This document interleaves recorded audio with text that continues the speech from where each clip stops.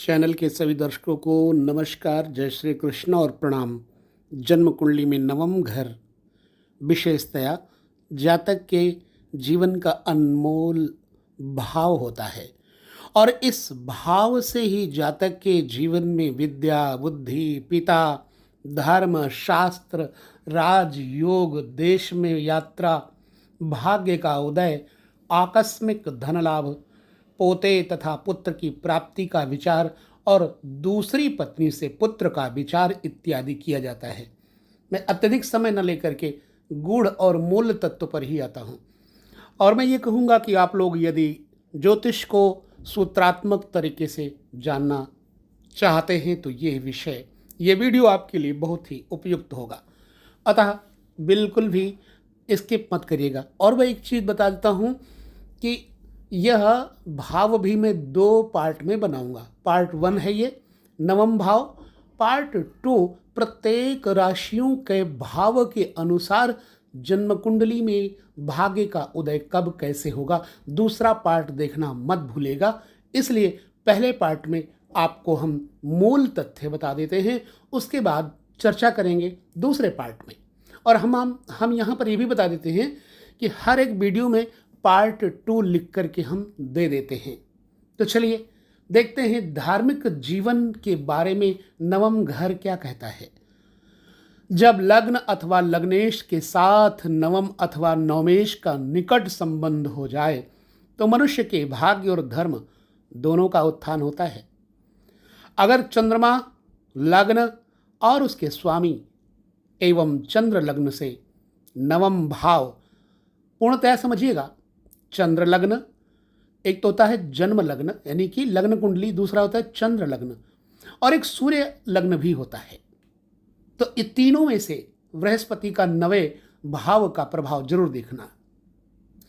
तो चंद्र लग्न तथा उसके स्वामी और चंद्र लग्न से नवम भाव और उसके स्वामी के बीच संबंध स्थापित हो जाए तो मनुष्य का जीवन धर्ममय बन जाता है। यदि मनुष्य का परम सौभाग्य ऐसा हो कि ये संबंध सूर्य लग्न तथा उसके स्वामी के साथ भी जाए तो फिर कहना ही क्या है। मनुष्य ज्ञानियों में श्रेष्ठ जीवन वाला और मुक्ति को प्राप्त होने वाला महात्मा होता है, चाहे वो गृहस्थी हो अथवा फिर सन्यासी। तो यहां पर एक कुंडली देता हूं मैं। लग्न से नवम भाव के स्वामी मंगल को लग्नाधिपति एवं धार्मिक ग्रह गुरु पूर्ण दृष्टि से देख रहा है। सूर्य लग्न से भी नवाधिपति स्वयं सूर्य बनता है और जो कि एक आत्मिक एवं सात्विक ग्रह है और शुभ राशि में चंद्र स्थित होकर पुनः गुरु द्वारा दृष्ट है। चंद्र लग्न का स्वामी बुध है, धर्म स्थान में स्थित है। ध्यान से देखिएगा, वृश्चिक राशि है 9वें घर में और शुभ योग बना रहा है, गुरु के द्वारा दृष्ट है। तो चंद्र लग्न का स्वामी बुध धर्म स्थान में स्थित है और चंद्र लग्न से नवमाधिपति शनि की पूर्ण दृष्टि मन के स्थान चतुर्थ भाव तथा चंद्र लग्न सब पर है। इसके फलस्वरूप धर्म और वैराग्य दोनों प्राप्त है। जीवन में मस्ती और अत्यंत आनंद मिलता है। यह आपको उदाहरण के लिए कुंडली दिया है। नवम भाव से यानी 9वें घर से राज्य उपभोग का योग कब कैसे बनता है। नवम भाव को राज्य कृपा का भाव भी कहते हैं। यदि इस भाव का स्वामी जो भी हो, सूर्य चंद्र मंगल बुध वो भी हो, राजकीय ग्रह सूर्य चंद्र अथवा गुरु हो और बलवान भी हो तो राज्य की ओर से उस मनुष्य पर विशेष कृपा होती है।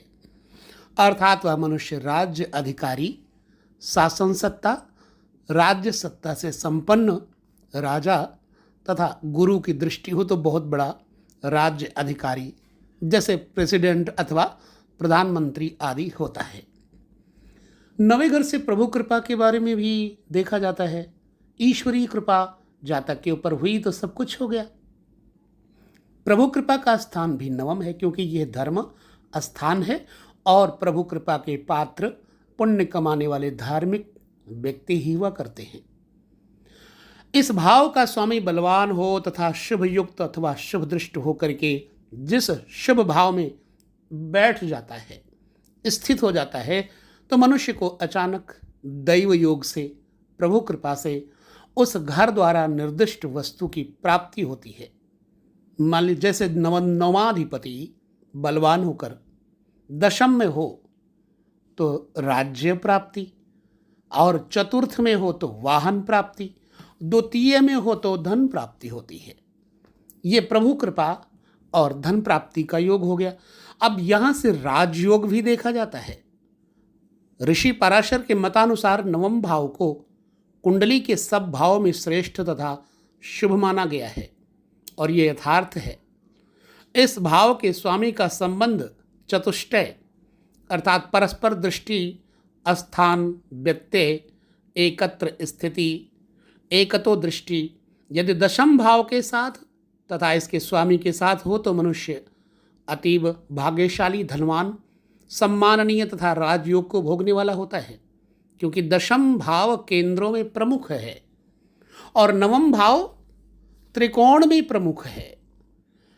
प्रमुख केंद्र तथा त्रिकोण के स्वामियों का योग लक्ष्मी तथा पदवी तो देगा ही, इसमें संदेह बिल्कुल नहीं है। अब मान लो किसी के कुंडली में ऐसा है और उसकी कुंडली में कोई योग बुरा है तो उसको वह प्राप्त नहीं हो पा रहा, स्थान नहीं प्राप्त हो रहा, तो उसको अपनी कुंडली का पूर्णतया विश्लेषण ध्यानपूर्वक करना चाहिए। नहीं तो शिकायत करेगा कि मुझे तो यह योग होने पर भी लाभ नहीं प्राप्त होता। जैसा कि हमारे इस वीडियो में बहुत सारे लोग अपनी शिकायतें किया करते हैं, मेरी कुंडली में ऐसा है फिर भी मुझे यह नहीं प्राप्त हो रहा है। तो कोई कारण ढूंढिए उसका, ज्योतिष गलत नहीं है। चलिए नवम में ग्रहों का फल जानते हैं। नवम में जब सूर्य बैठे तो सूर्य को पिता की लग्न में बैठा समझना चाहिए। स्पष्ट है यदि ऐसी स्थिति में नवम भाव बलवान होगा तो पिता हर प्रकार से सुखी, धनी और मानी होगा। इसके विपरीत यदि उस नवमस्थ सूर्य पर पापी ग्रहों शनि, राहु आदि का प्रभाव होगा तो पिता रोगी, अल्पायु तथा निर्धन होगा। इसी कारण मनुष्य को पैतृक संपत्ति का बहुत थोड़ा सुख प्राप्त होता है। नवम में चंद्रमा यदि बलवान हो तो पिता को धनी बनाता है। नवम में मंगल को निर्बल मानना चाहिए। याद रखिए, जब तक कि उस पर शुभ प्रभाव ना हो तो मंगल निर्बल यानी निष्फल होगा। नवम में बुध बली होकर स्थित हो तो उस भाव को उन्नत करेगा जिसका वह स्वामी है। नवम में गुरु आयु, धन, यश, पुत्र, विद्या सब बातों के लिए शुभ है। नवम में शुक्र शुभ है और उस भाव की भी वृद्धि करता है जिसका वह स्वामी है। नवम भाव में शनि अपने धर्म में से कुछ विरोध करता है। नवम भाव में नीच ग्रह पड़ा हो तो मनुष्य वास्तविक अर्थों में धार्मिक नहीं होता, परंतु बाहरी आडंबर से वह धर्मध्वजी होता है, बनता फिरता रहता है। हम धार्मिक नहीं कह सकते। कभी कभी यहाँ बैठकर बृहस्पति को अतिशयोक्ति कर देता है, कामी इत्यादि बना देता है, पर स्त्री इत्यादि में स्त्री दूसरी स्त्री में आसक्ति आदि दे देता है, और ऐसे मैंने देखा है बड़े बड़े धर्मध्वजियों को।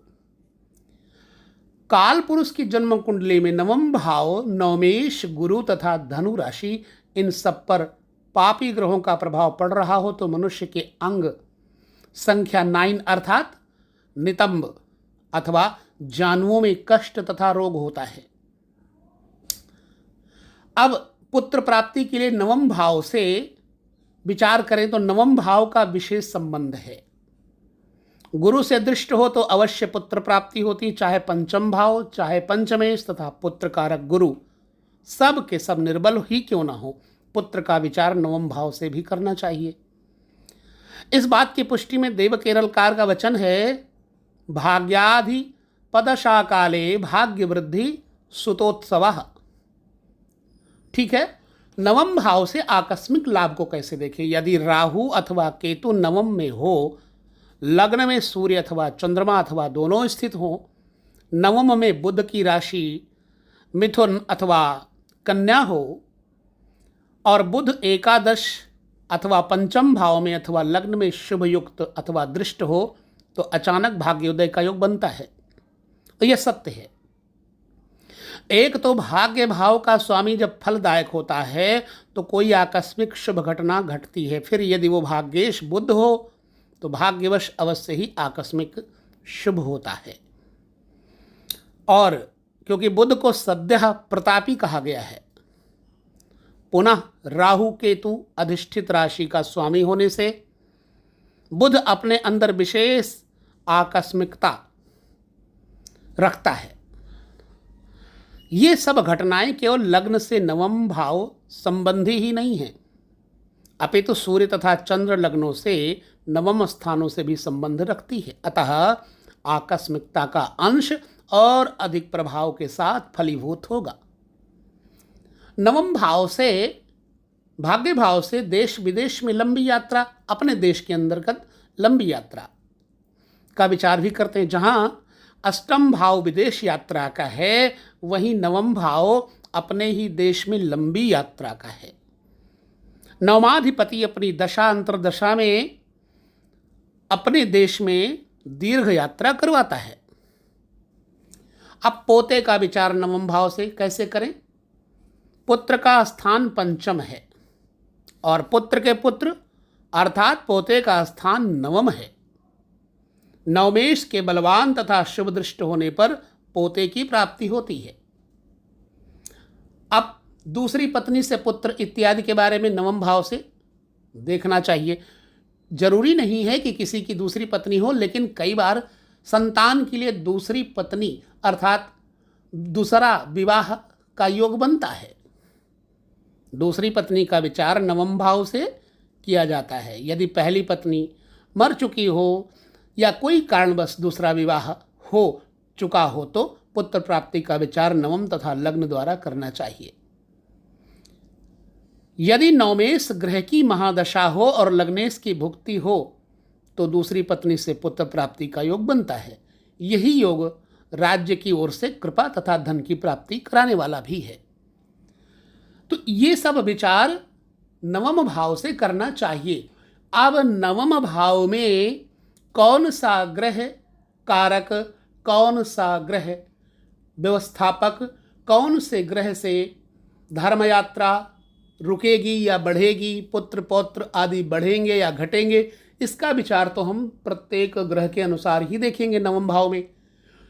और नवम भाव में जरूरी नहीं है कि केवल धनु या मीन राशि हो, कोई भी राशि हो सकती है। इस अवस्था में मेष भी हो सकती है, वृष भी हो सकती है। मेष के स्वामी मंगल हो गए, वृष के स्वामी शुक्र हो गए, अर्थात भागेश मंगल शुक्र कोई भी हो सकता है। तो इस विषय को हम अच्छी तरह से जानेंगे। लेकिन दूसरे पार्ट में, इस नवम भाव के दूसरे पार्ट को प्रत्येक राशियों के द्वारा हम देखेंगे, राष्ट्राधिपति के द्वारा देखेंगे। दूसरा भाग पार्ट देखना मत भूलें।